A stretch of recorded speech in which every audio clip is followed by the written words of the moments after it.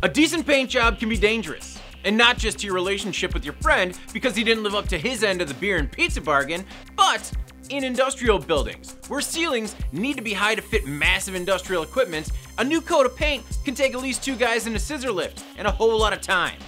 But now we have the Pictou Bot, a new robot designed by Nanyang Tech in Singapore that could soon be spray painting industrial interiors faster and safer than any team of 2.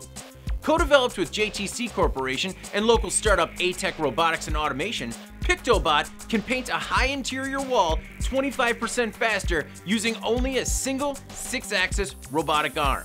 Now the robot still needs a human supervisor who can manage multiple robots at a time and also top off the paint tanks.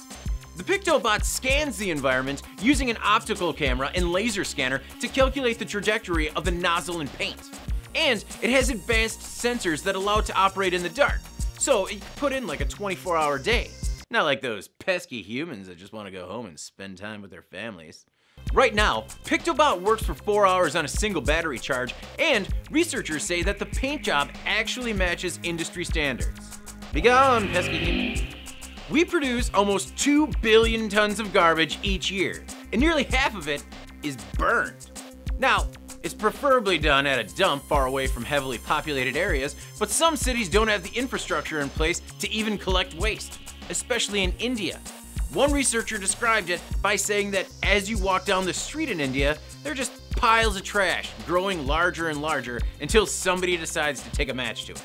I don't know, maybe a little cynical? It sounds unhealthy, and hey, it turns out that it actually is. A new study from Duke University's Pratt School of Engineering says that these roadside fires expose nearby humans to 1,000 times the amount of toxins.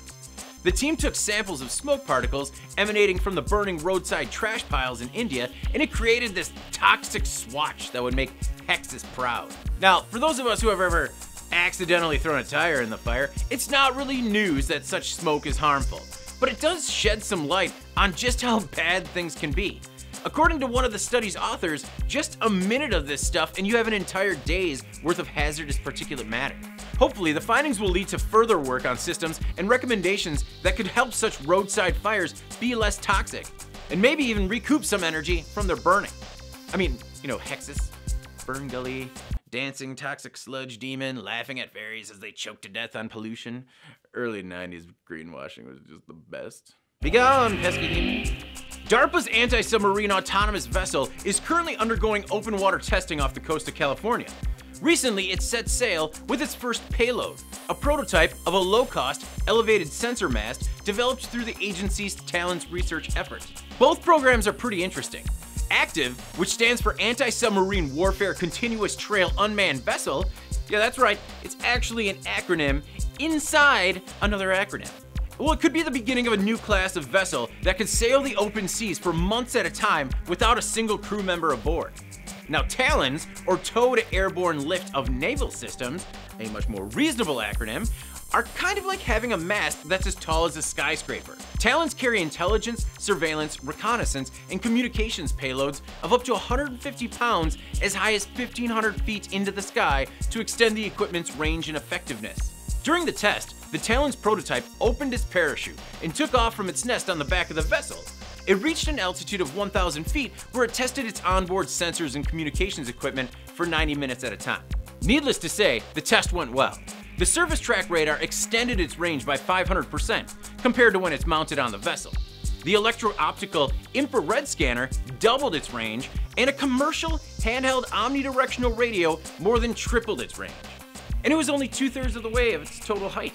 I can't wait to see what happens when, you know, this thing gets another 500 feet in the air, another 500 feet higher. Up there, not here, no, here. That's where it's gonna get it. I'm David Manti. This is Engineering by Design. Toxic love.